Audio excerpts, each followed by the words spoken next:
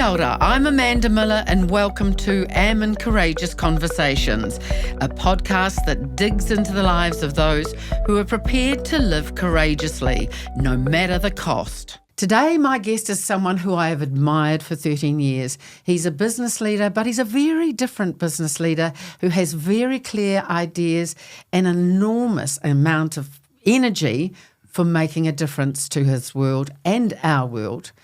Welcome, Mike Bennetts. Kia ora, how are you? Yeah, well, I'm great. How are you in your new life?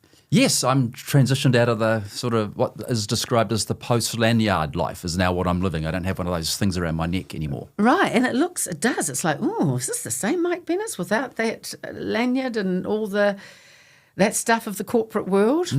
It is the same. The same, yeah. Good. Different wrapping, same inside. Nice one. Hey, so a little disclaimer here. I have to confess to the world, and putting it out there, is that I first met you when I set up my business straight out of TV. In effect, you were my first client. Oh, you didn't tell me that at the time. No, I didn't. Well, I had other clients in that capacity, but good on you for taking the leap and working with me. But what happened in that situation of you transforming Shell into Z, for me, was a really pivotal moment in my life of watching a leader in action do something extraordinary. So to me, watching that history of 13 years and for you to now be putting a book out there called Being Extraordinary makes complete sense. Well, thanks for the confidence. It's always actually quite scary. Writing the book was quite easy, but when you have to share it with somebody, then that goes up a level. It's a true sense of being vulnerable, isn't it? Yeah. About putting yourself out there and saying, this is my gift. Do you like it? Is it okay? Or, standing there, you're kind of taking all your clothes off, really, aren't you? Yeah. Not only that, I want to dig it. We'll talk a little bit about your work and where you've come from and all of that. But this book, I can't get past the title. It's not everybody that would write a book called Being Extraordinary. Yes, and it's audacious. It's like the answers. Well, the answer's not in there in the way that it's like a checklist of things, and I think that's part of the challenge in today's world, where either through digital or just our whole insatiable appetite to learn things quickly, we want like give me the answer in a TikTok like video so I can go and implement it. And Extraordinary is not like that. So it's not a book where you just tick things off. It's a book about mindsets and practices. So it gives you a very, very good chance of being more regular and reliable with extraordinary outcomes, but it's not a guarantee because the subtitle to the book is By Confronting Your Ordinary. So you have to kind of deal with where you are being ordinary before you even have a chance to be extraordinary. So for listeners or viewers who are watching this, for the benefit of where you've been, of course you were chief executive of Z Energy for 13 years with a long history in other businesses prior to coming there. But you are now, as you said before, stepping into the world of your own world, really, as an executive coach and as an author. And I guess the thing that I want to start with is the name of this podcast is it's Courageous Conversations. Yeah. That is courageous, stepping away from that world and into this new world. Tell us about how that happened and why you're in the space and just your appetite for courage. Yeah, so courageous is an interesting word because I wouldn't necessarily use that. I think when people talk about me, they acknowledge I have a higher appetite for risk than most, for which you might say courage is required to deal with that. But I don't tend to think about courage. I tend to think about my risk appetite. But I'm more tuned into actually what really, really matters to me. So I've been very clear for over 2 decades, like 20 plus years, that the reason I'm on this earth is to realise individual and organisational potential, full stop. And I am so committed to that I used to do it with a company internationally. Then I came back to New Zealand and I had the opportunity to pursue that same mission at Z. So when I leave Z and transition into basically a gig worker, working for myself, it's the same mission but a different platform. So in some respects, it doesn't take any more courage. Well, the courage comes from actually changing platforms as opposed to changing mission.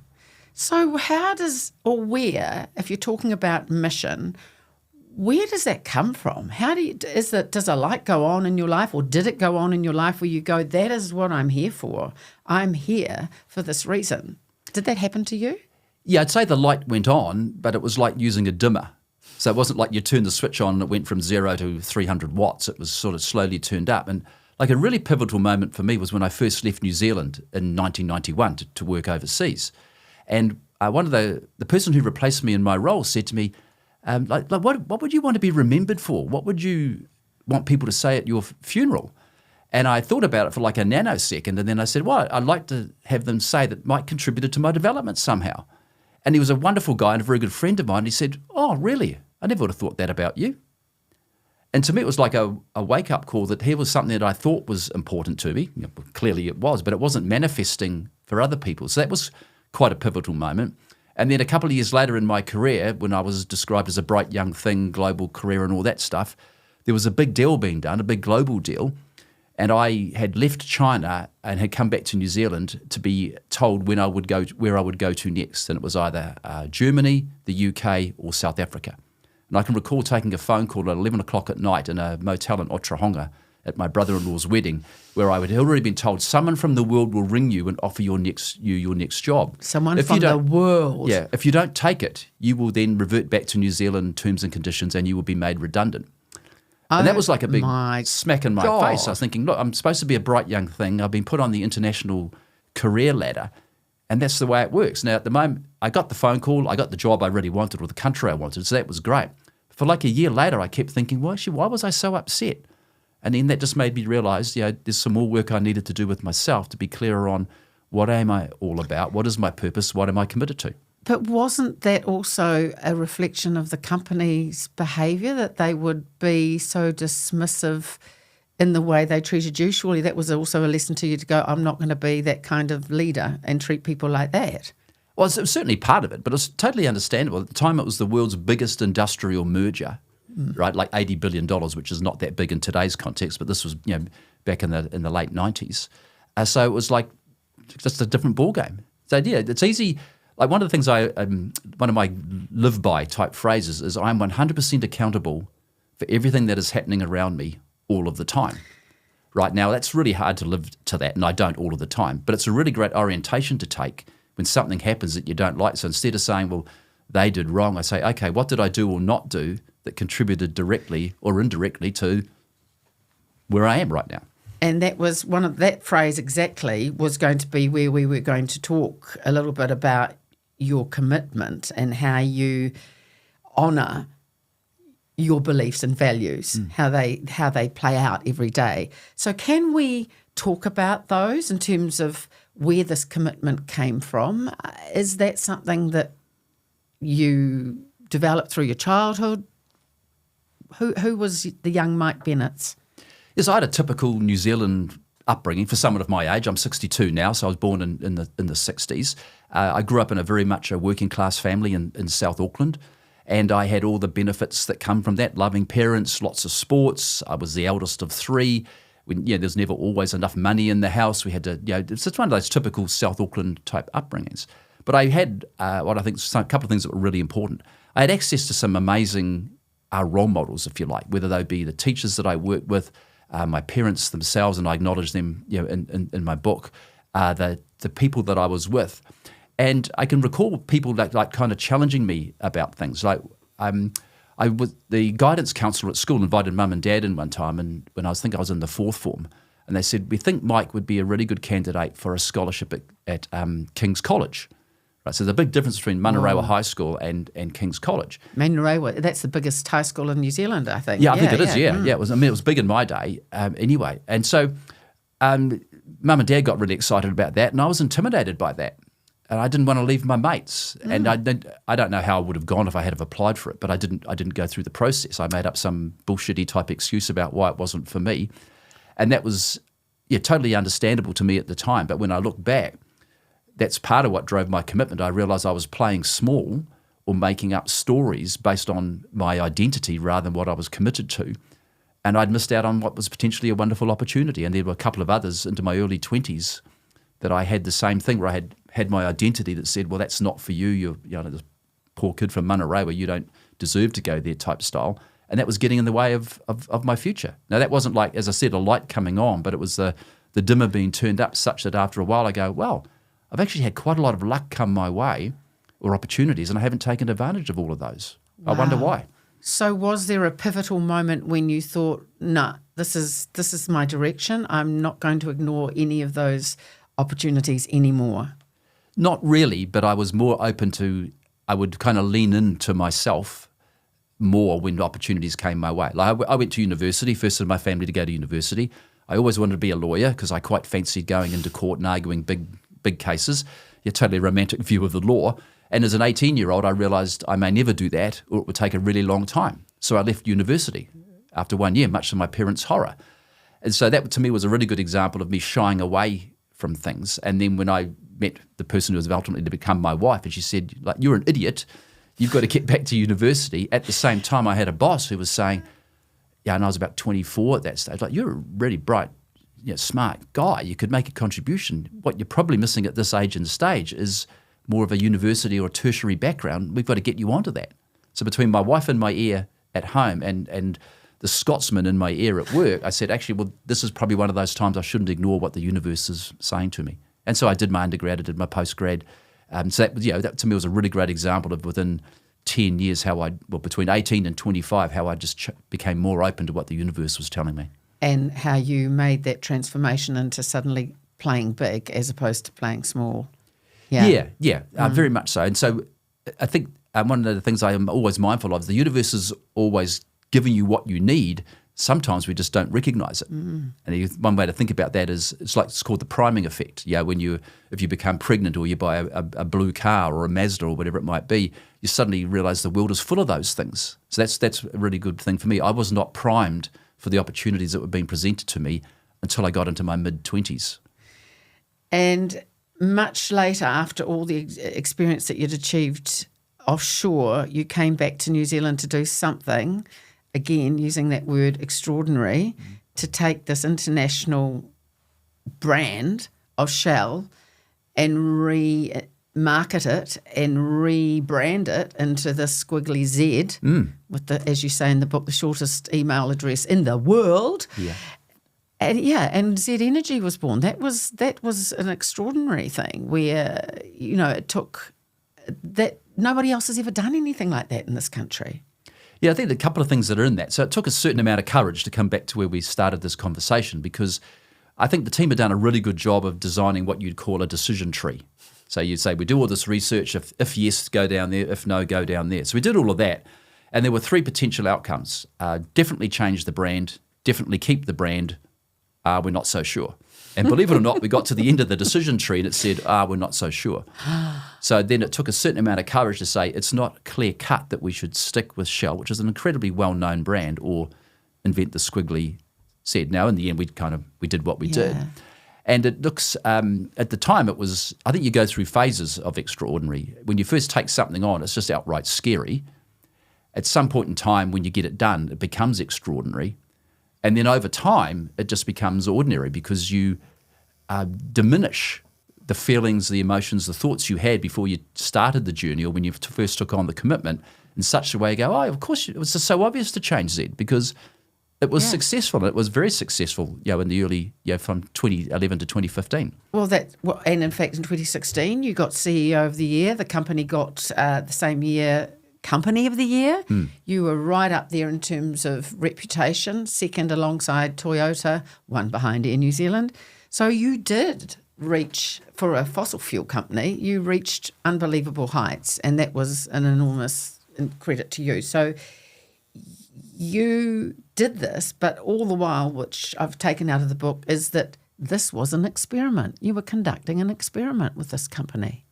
Yes, I used to joke with people that I was like this mad professor in some underground basement, and everyone who worked for Z or the stakeholders of Z were just lab rats that we were testing things on. That metaphor is great when you're running an induction program with the staff, but it's not so good when you try to share your thoughts in a book. But yeah, we were experimenting, and that's a word that gets used a lot today from the perspective of innovation, human-centered design, or agile. So it's very much the way you do things today. But actually, if you go back 14 years ago, the notion of experimenting, like testing something out, having an hypothesis, doing something to prove or disprove the hypothesis, and then scaling up, pivoting, or just shutting it down. That was just not a natural thing to do, although it was very natural in Z. I think that was one thing that led to our success. We were kind of pre-agile without really realizing it, and we were doing it in ways that was very organic and not in the structured way that Agile provides. And both are useful, by the way. Are you being a little bit humble when you say it wasn't intentional necessarily? It was, but you were the boss. You were leading them down this path. You must have had a vision of what you were going to do, because that's clearly all about how you become extraordinary. I don't think. I'll try not to be humble, just to share the lessons. I don't think it's necessarily that I knew what to do. I knew what I was committed to do. I think that's quite an important difference. So I can recall on day one at Shell, I sort of turned up and everyone knew that I used to work for BP, and I'd worked for 25 years with BP, although I hadn't worked in New Zealand since the early 90s. So here we are in 2010, April 2010, and I'd sort of turn up to have one of those classic town halls. And I sort of introduced myself, said, look, hi, I'm Mike. You kind of know what I've done work-wise. I've got a family. This is what they're all about. And I'm really committed to Z being a world-class Kiwi company. Here's what I mean by that. There are 5 dimensions to that. I have no idea on how to do that. But actually, I'd like you to join me on the journey to us being a world-class Kiwi company according to these 5 ways of doing that. So I was very willing to be committed to something and kind of like create a pathway, a direction and boundaries for that. But I guess that comes back to that whole element of risk. I'm very comfortable not knowing how to do something, even though I can stand for something. And I think I can give lots of examples over the years where I've stood for something. Indeed, this is now quite a good practice inside Z Energy, that we can stand for something and then work our way backwards from the future, which usually frees you up from here we are today, and it's way too scary. We don't have a plan to get to something like that. Right. It's about working backwards. If this is the goal, how are we going to get there? Find that path. Yeah. So can we talk a little bit about why you wrote this book? Why is it important in terms of I'm a business leader, or I'm a business person who wants to become a better leader. Why is this book important?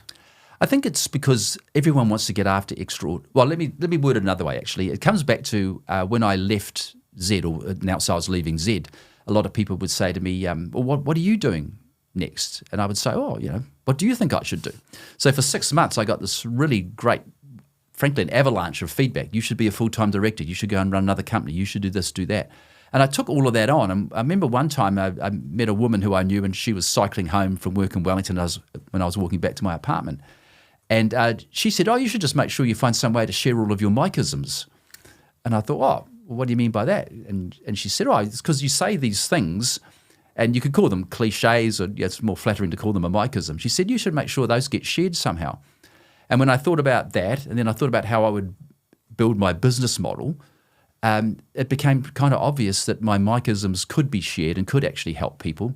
And it actually fitted in with how I saw my business model, which is I'm a writer to drive interest in my speaking, like conference keynote addresses, which ultimately drives my core business of executive coaching and business mentoring. And it's all built on that promise, that commitment to realize individual and organizational potential.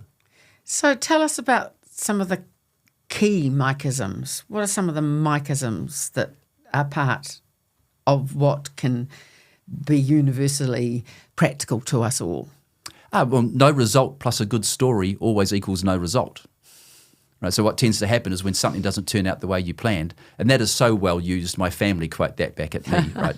So it's you get in a situation, didn't turn out as you planned, and then you start to tell a story about that. Now, there's nothing wrong with a story, but it's just really important to be tuned into. There's a reason why perhaps it didn't happen. There could be a whole lot of superficial things why it didn't happen, but you're still left with the fact it did not happen. If you wanted to make 10 widgets, you made 8. You can tell a wonderful story about why 8 was an outstanding result, but actually you committed to 10. And I think that's why just like Mikeisms like that just cause people to either be confronted, subtitle to the book, or it actually kind of captures you when you're in what I would call the drift, where you go to a meeting, we're off target, and there's lots of reasons why we're off target. The plan was wrong, economy's harder than we thought, China's slowing down. There's all these reasons why something happens. But it doesn't, and it shouldn't diminish your commitment. Your commitment's still your commitment, but we find ways to reduce our commitment when the context or the circumstances change, which is why people don't reliably and regularly achieve extraordinary, because they back off when it first gets hard. So we need to probably unpack the word extraordinary a little bit more so that people understand, because it's not necessarily about you putting yourself out there as I'm Mike Bennetts and I'm extraordinary. No. It is very much about the mindset, as you said at the beginning. Is there a simple way of explaining what your definition of extraordinary is, especially when it comes to leadership? Yes, it's delivering beyond the predictable. Now, a lot of people think that, they come to work every day, they work hard, they make good decisions, they balance off prioritisation, all that sort of stuff. However, for all of us, and including organisations, either individually or collectively, there is a future that's already written for us. It's the future called, I come to work each day, I do what I'm good at, and that's the predictable future. Extraordinary is going beyond the predictable, or going beyond what I call the drift. And the reason I like this notion of the drift, it's like sitting in a kayak or a boat, gradually making your way downstream. It's like really comforting, and you might end up in your destination, you might end up there on the budget that you thought you did, you might end up there with the level of quality that you actually wanted, but you were very much at the mercy of the water, the current. So most people don't realise the drift is there all of the time, and that leads to a predictable future, which for many people, a predictable future is not a bad outcome. However, there's a difference between a predictable future and an extraordinary future. And an extraordinary future is realised by what I define leadership as. Leaders cause something to happen that would otherwise not happen. And there might be a bunch of people listening now who go like, well, yeah, but I'm always making something happen as a leader. Yeah, it might be you are, but it's in the context of the drift or the predictable versus you stand for something big, you work your way backwards, and then you deal with the gap that arises from that. Give us an example to make, because it sounds, from where you're thinking, it makes complete sense, but to those listeners or viewers, what does that look like in reality? I'll give a more contemporary example, the Climate Leaders Coalition. Now, the climate's a really big thing today, and it has been a big thing for a long time now, of course. But if I go back to 2017, the election that we had, or coming into that election, it was sort of obvious at that time that National were probably going to get there, and that National as a party weren't speaking particularly strongly about climate change. And I was one of a number of business leaders who were concerned that business is a more natural ally of the National Party, that they hadn't realised there were a lot of business leaders in New Zealand who did want to get after the actions around climate change response and wanted to make sure that we had a government that had policy settings and a mindset that would support that. So it's really kind of hard for me anyhow. Here I am running a company that contributes 9% of New Zealand's total emissions, at the forefront of the Climate Leaders Coalition, which meant that I had to be the face of that. I was going to be the one who would probably deal with the whole greenwashing thing. I was going to be the one when people didn't deliver that would have to explain to the media why we didn't deliver. I was going to be the one who didn't have authority over the 100 other organisations inside the coalition. I had enough trouble running my own organisation, let alone dealing with the hundreds who don't report to me, and I could go on. So what I mean by that is there's something around, for me personally, standing for something around climate change in a way that I did, and it was articulated in the coalition's fundamental principles, and then having to deal with the gap that arises between, well, having said that, people are going to have a crack at me, and then, I'm going to have to deal with that. And that was, well, frankly, quite scary when I think that, as I said, I'm going to have to be the one who deals with the media around greenwashing.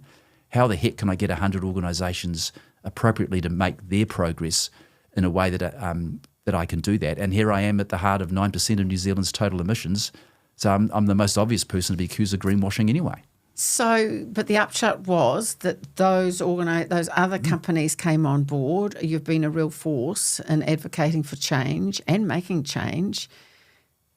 Job done. Well, there's an ongoing job to be done in relation to climate change, but that was an extraordinary action by you as a leader. Yeah, I think the extraordinary outcome was that we actually did get a zero carbon act in New Zealand with bipartisan support, that the Climate Leaders Coalition members committed to a series of targets that we have reported on every year, and not everyone is hitting their targets, but many are. And now I forgot the numbers, but there's billions of dollars that's promised by those companies over the next 3 to 4 years to invest in climate change adaptation or mitigation. So you could say that's all extraordinary. And, well, it's extraordinary in the light of how we started, but it's very ordinary today because we are not making sufficient progress. Is this one of the biggest, for you, CO word, concerns that you have in terms of the legacy of Mike Bennetts, where you've been in initiating this action with the other companies? Is your concern focused, one of the biggest concerns, focused on climate change? Yes, for two reasons. One, I made a promise in November 2010 when Z released its sustainability policy to a series of targets. And to put it simply, we said we would reduce the carbon intensity of the products that we sell and we would reduce New Zealand's reliance on fossil fuels. Now, that sounds pretty ordinary today, but I can tell you what, back in November 2010, it was clearly radical. Extraordinary. And when I look back over my time at Z, I did a number of things well and a couple of things I didn't get done, and that was one of the things I did not get done. Like, it's an epic failure on my part that we did not reduce New Zealand's reliance on fossil fuels in a material way, and we did not suitably reduce the carbon intensity of the products that we sell. Now, we gave it a good go, and we spent tens of millions of dollars trying to make it work. So again, I've got lots of reasons for it, but good story plus no result still equals no result. So it was an epic failure on my part that we didn't make the change that we needed to. Does that hurt when, the biofuels, you tried to set up a biofuels plant? Does that realisation hurt you now when you reflect back on that reality? Yeah, there's still some pain there. Pain doesn't always serve you well because, again, you can sort of get wound up on, it's not fair, I tried hard, that really hurt.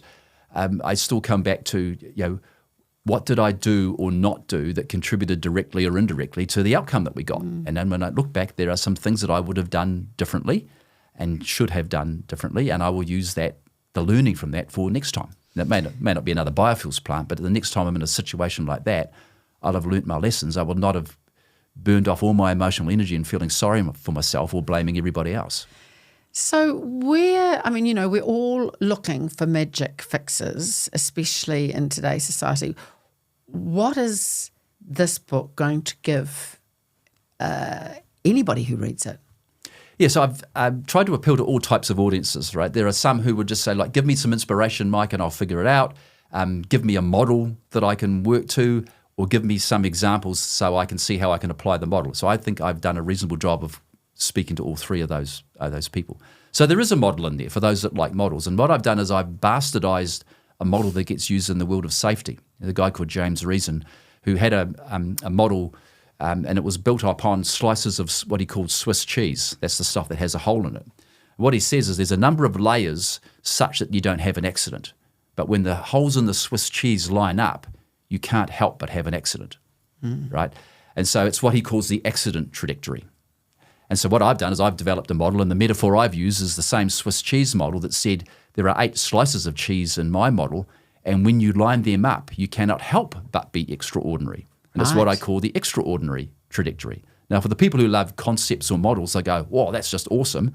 For other people who like to have more context or metaphors, I've got that in there as well. And there's some hardcore content to say, okay, when it comes to designing context, here's what I mean by that. Here's a metaphor that explains it. And actually, here's the sort of things that you could do, or some of the anecdotes that I might share about where I did it well and where I didn't do it so well. So one of the, on the framework of the Swiss cheese and the context and things like that is your communication. It's a big thing to you, isn't it, communication? And in a way, when I was reading the book, it's kind of like along with the Mikeisms, you've created your own language. You've created, you turn nouns into proper nouns, you turn nouns into verbs. It's quite a read of looking at things differently. And one of the particular areas that I thought was fascinating was the whole area of culturing. You don't talk about culture, you talk about culturing. Yes. Why? And that's a word that we want to use and talk about, is that word why, but also let's just talk about why is that such a critical thing to you? Yeah, because if you stick with the noun versus verb, many organisations, quite understandably, think about culture as a noun. It's something you have. It is a thing. And therefore, what can often happen is the bosses go on an off-site, they dream up their version of what the culture should be, they give it to the comms department, say, document this, turn it into pretty pictures, whack it on the wall, job done. And that's a way to think about culture. In my experience, a more effective way to think about it is you are constantly culturing. So you don't have culture, you do culture. And so that's less about what you stick on the wall. It's more about the words that you use, the language that you speak, how you dress. There's a whole bunch of things that continually contribute to culturing. And it also allows everyone in the organisation to contribute to culturing because it's not something the bosses did and stuck on the wall. And I can recall at Z we'd have what we would call the Getting Connected program, which most companies would call employee induction. Again, language is really important. Yeah, simplify. So, we hate jargon. So it was Getting Connected. It was like a book review of a document called the ZY, which was everything that was important about Z. And part of that was teaching people about culturing, which said, here's what we mean by culturing, here's what we expect of you around culturing, and we ask that you contribute to our culturing. So from the very beginning of people's journey at Z, they understand the difference between culture and culturing, and they realise they have a responsibility to contribute to the culturing, as opposed to, now I can just criticise the boss's thing they got on the wall. I'm going to just bring up an example of somebody who was talking about exactly living this at Z one day when I was in there, and I think it was around your health and safety. The lanyard used to have 5 tips about how to respect people or whatever. And I think one of them was about speaking or swearing. I might be wrong, something like that. Yeah.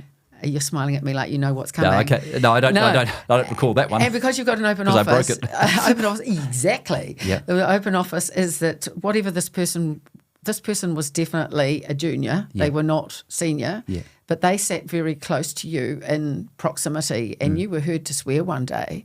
And that particular person, just one day, maybe came up to you and said, according to the lanyards or the rules, that was something that had to be called out. Yeah. So that was a reflection of the culture or the culturing where that person who was so junior in the organisation felt comfortable going up to the CEO and saying, hey, mate, that's out of line. Yeah. So that's pretty cool. Yeah, well, I think that's, to me, as you say, that's a really good example of culturing. You can, again, if you stick it on the wall, people can often find lots of reasons why there's a gap between what's on the wall and actually how things do work around here. Yeah. When you get that notion of culturing, it's a little bit more organic. It's something that others can contribute to, like, hey, Mike. I don't recall that incident, by the way, but hey, Mike, that was kind of like not on. Yeah. And I go, okay, well, so why did I do that? How did that leave you thinking and feeling? And thanks, and good for you. And don't ever walk past anything like that. Totally. What you walk past is what you're condoning if you walk past it, that whole principle. So I want to continue talking about the communication because I think that's really critical. And you did mention the ZY. You love why. We love why. And in terms of when we're doing our communication training, we're constantly telling people, if you're going to be talking to your audience, go back to the why. It is so meaningful. It provides everything for your audience. But I love that you've driven your whole culture around the word why. Why, can I ask? Yeah, well, for all the reasons that you just sort of pointed to. It's like it's a fundamental, and the unfortunate thing that I think happens is as you go through your career, and if you are fortunate enough to, if you want to grow into more senior roles and you're fortunate enough to get there, you start to drift from move away from what I would call management, which is all about reducing volatility, increasing certainty, upping predictability, into the realm of leadership, which is much more woolly, much more forward-looking, etc. And so the big challenge around leadership is why. Like Gary Hamel, a well-known Harvard professor, says, the role of top management is to design context, not content. But what happens if you've been very good at content when you were a junior in the firm, you became a supervisor, you might have become a junior manager, you've got to realise at some point in time you're moving more into the world of why rather than what and how. And I don't think we give people enough support in that transition. And that's why a lot of companies don't give the why, because they don't realise that their job is fundamentally different. Your job as a senior leader is not to be so much of a manager as you were more early in your career. It's actually to provide leadership. And that's a different ballgame. Now, to be extraordinary, as I say in the book, you've got to be awesome at management and awesome at leadership. If you're just great at management, you will just be really, really good at delivering predictable results, like awesomely good at predictable results. If you're just really outstanding at leadership, you're going to be awfully good at delivering extraordinary every now and then, right? Because you can't be reliable for it. So you need to be awesome at both. And it's that thing, I guess, to be an outstanding leader is, I guess, what would be good for you is to explain how powerful the why is to that. What does it look like in terms of giving that essence to the people that you work with or leading? Yeah, I think there's two dimensions to that. First of all, I think you've got to figure out your own why. And there's tools that can help you with that. One of my favourites is what's called a personal values inventory. There's 128 universal values according to this tool. Whether you're an Indigenous person in the Amazon or the Dalai Lama, you can all use the same tool. And it helps you understand more about yourself. And effectively, your preferences and priorities, aka your values, cluster into three groups. It's either one around develop, which is learning, experimentation, risk-taking, trying new things. They can cluster around control, which is order, process, procedure, and policy, or they can cluster around relate or relational values, like teamwork, collaboration, all that stuff. Now, of course, we're not entirely siloed. We're a mixture of all three, and I talk a lot about like a tricycle. There's a big front wheel we all have, and there are two back wheels. So the clusters aren't separate. They actually work like a tricycle should work. So if you can really understand yourself that way, then you can realize why it might be easier for you to talk about context, because I'm a developed person, so that's easier for me because that's kind of my ball game. But it also means you've got to understand why other people may want to hear other things. If you're a control person, sometimes the big why is like scary, right? Like I understand you're enthusiastic about that, Mike, but how will we do that? And if you're so good at the why, but you don't necessarily realize that there are people who are looking for relational aspects to the way in which you communicate, then you miss them as well. So I think whenever I do big comms, whether it be verbal, written, or this sort of format, I make sure I'm mindful that I'm speaking to all three: the develop, the control, and the relate people. So even though I might be talking context, I make sure that it lands for a relate and a control person, rather than just it lands with arguably 1/3 of the audience and the other 2/3 are excluded. That's a busy brain. You've got to cater for all those things in one simple response, or try and provide one simple response. But if you be extraordinary as opposed to do extraordinary, then I think you're okay. So what I mean by that is a lot of folks would say to me, I'm generally regarded as being quite good at like a stand-up, verbal communications, presentations, all that sort of stuff. You were trained well. Yes. And people would say like, why are you so good at that? And I said, look, I tell you what, when I go into something, I think much more about who I am being rather than what I need to know. Exactly. So certainly come back to my time at Z. There's probably nobody who knew more about Z than me. So I had to be on top of my speaking points, but that was less of an orientation for me versus actually when I have to front this issue with the Prime Minister, with the media, with the shareholders, I would think, actually, who am I being in this situation? And that gave me a lot more access to, if you like, my why and setting myself up so that the talking points made a lot more sense and came out a lot easier versus making sure I've got my 8 talking points in the right order and I've got an example of each one of them. So I concentrate a lot more on being than I do on doing when it gets to be high-stakes stuff. Right, that's great advice, because there's a whole lot of energy around this word authentic, and some of us aren't actually necessarily being authentic when we think we're being authentic. It's become a bit of a buzzword in terms of how we're doing life. Yeah. In the book I talk about the difference between authentic and vulnerable, because I think often the word is, I think vulnerable is overused, and what I think is that they, at one level, they have a common definition, but there's a distinction between the two. So if I ask you to a meeting to say, hey, Amanda, I want you to come to a meeting where I want you to be vulnerable, versus, hey, Amanda, I want you to come to a meeting. I'm out the door. Yeah, that's right. Versus, I want you to come to a meeting to be authentic. You're more likely to accept the invitation to be authentic than vulnerable. So vulnerable, I just don't like it as a word. Particularly for women as well. I think, again, it has a different meaning for women than it has for men, or has a deeper meaning for women. So that's why I tend to talk a lot more about authentic. Now, they can swap the two words around, and many people do. In the book, I make a clear distinction between the two because authenticity is like awesome. It's empowering. Vulnerability is like scary and diminishing for people. It can lead to the same breakthrough in how you think about yourself, but the starting point. So I'm really big on as you pointed out, the words. Like if something went wrong, something didn't turn out as planned, and say there's no pre-read, I'm having a meeting, I'm the boss walking in. If I walk in there and go, hey, what went wrong? I'll get one type of response. If I walk in there and say, hey, what was missing? I get an entirely different response. And I guarantee that if I said what was missing would enable us to learn a lot more. Whereas no one's going to volunteer, oh, I did that wrong. At best, they might say, Amanda did that wrong, and then that's just a highway to hell. Versus what was missing was Amanda and I weren't clear on what we needed to do for one another. Much more forward-looking and less judgmental. And it's just one word, but it's all about framing. Yeah. And I was really interested to see in the book that you never put yourself in the driver's seat or the front person seat for any key negotiations. Yes, because I'm useless at it. And why? Yeah, because I've worked out very early on, I like to be liked. Right. And that's a wonderful characteristic in a chief executive for a whole lot of reasons, and it's absolutely awful for a whole lot of reasons. So you imagine if you're doing a big negotiation like the $800 million purchase of Chevron or the Caltex business in New Zealand, and I like to be liked, and I'm fronting the negotiation, I'm more likely to fold sooner, or I'm more likely to concede things, or I want to get through it quicker so we can start building our relationship with one another. So I'm the wrong person to be fronting a negotiation. I'm a very good person to be sitting in the back room talking to the person fronting it, giving them my perspective on things, helping them see things perhaps they can't see for themselves.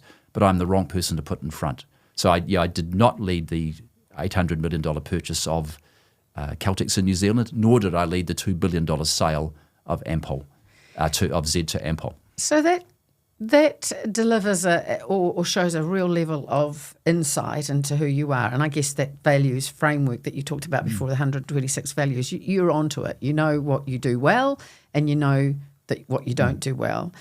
And I guess that's a problem for a lot of leaders who think they're leaders in this country, is that they're not opening their eyes to some of that stuff.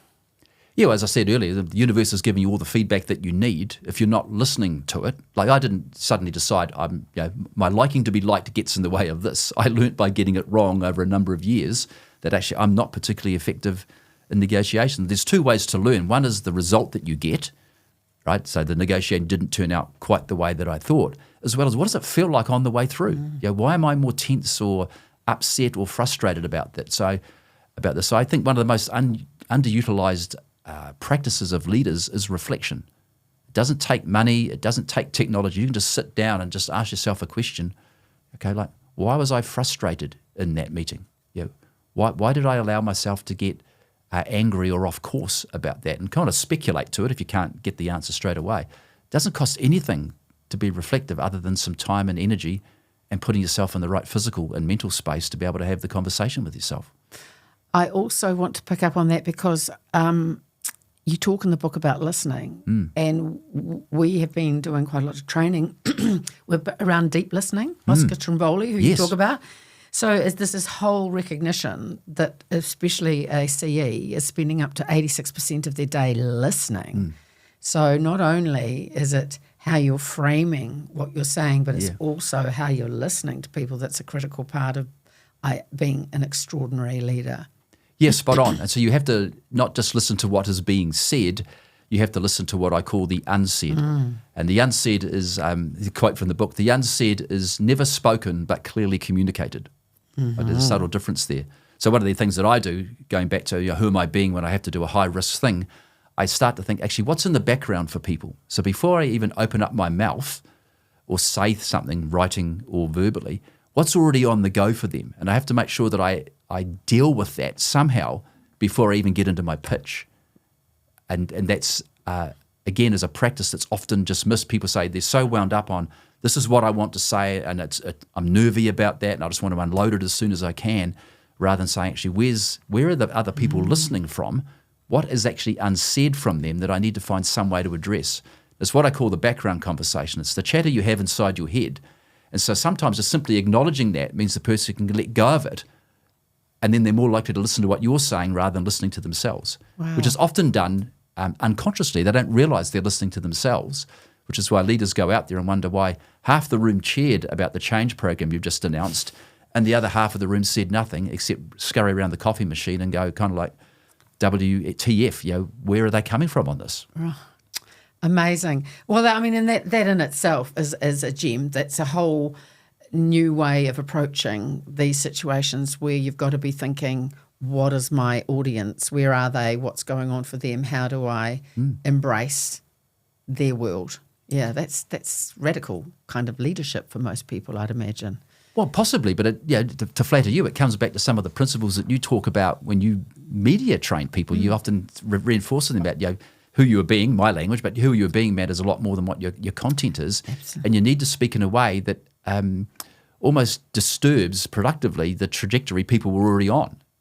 I can recall we got something horribly wrong in Z one time, and I stood up in front of the whole firm and said, look, I just want to say that I'm sorry. We as the executive team got that one wrong. When I say we got it wrong, this is what I mean by that, and this is what we're going to do about it, and here's where we need help. And I can recall even as recently as and that happened in 2010, a couple of years ago, when someone was leaving Z, a senior leader, they said to me, I can still remember when you stood up in front of the company and did that. And I thought, what the hell is that guy doing?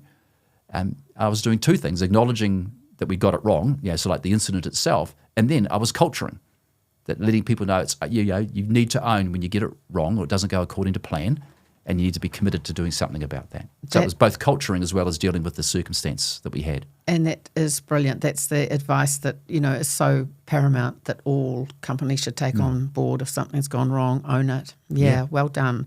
So we need to find a little bit more in terms of where you're at now. And I guess for you do you miss being a CE? Is that something that is it a bit of a needle in your arm that you're trying to pull out and going, haven't quite withdrawn yet? I've still got some of the symptoms. What's it like? No, I don't miss it at all.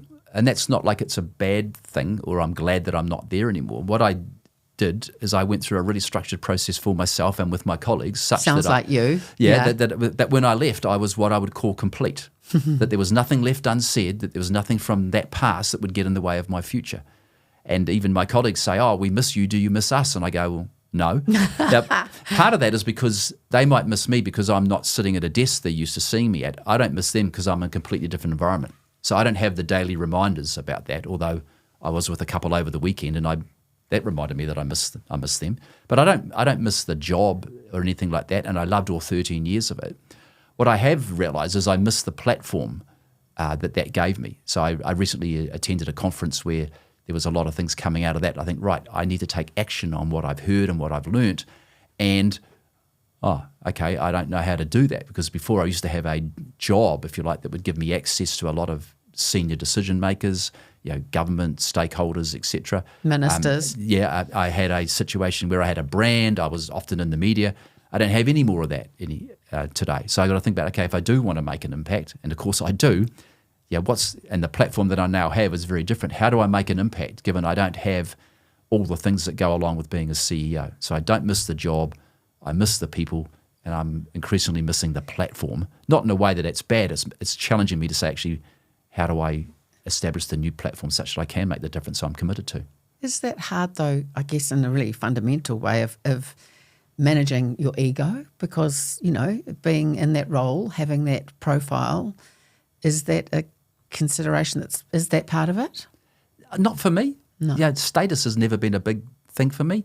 Getting stuff done, using the role of a leadership role to facilitate that, yes. So I quite like being the boss, but I don't like being the boss to have the big desk, the big car, the big bucks, the people fawning at you, over you, all that stuff. That actually, I don't always enjoy that. I'm not an. Actually, I am an anxious person. I don't suffer from anxiety, but I'm above average on being anxious. So there's some of that stuff I don't like being in the spotlight. That's not like my happy place. I will do it and will be happy to do it when it's because that's the way to make a difference. But just being in the spotlight for the sake of being in the spotlight, I don't enjoy that at all. And I'm an extrovert, so it's not like it's because I'm an introvert. I don't enjoy it.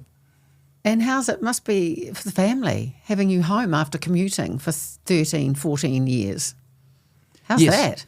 Yeah, we're still married, my wife and I. We often joke it's our 35th wedding anniversary this year. Oh, congratulations. Yeah, That's people epic. always say that. And then I say, yeah, but we've only lived together for 12. So it's not so much of a milestone. Oh, well, there was an apprenticeship that had to be conducted. Yeah. Definitely. So, yeah, no, it's good to be there. The kids have left home, but a year ago, we were blessed with a grandson. So, yeah, That's fun, my isn't family it? life, takes on a different dimension now. So, yeah, I'm really glad to be around home, to be there more for the kids, well, the young adults in a different way. So that's really enjoyable for me. That's what I mean is I think sometimes when you leave your big CEO job, if you don't have anything to go to, if you like, then you do miss it because you've got a big gap in your life. Now, I'm certainly not busy enough at the moment. I'd like to be busier, but I'm not short of things that keep me busy, right, that are really, really enjoyable for me.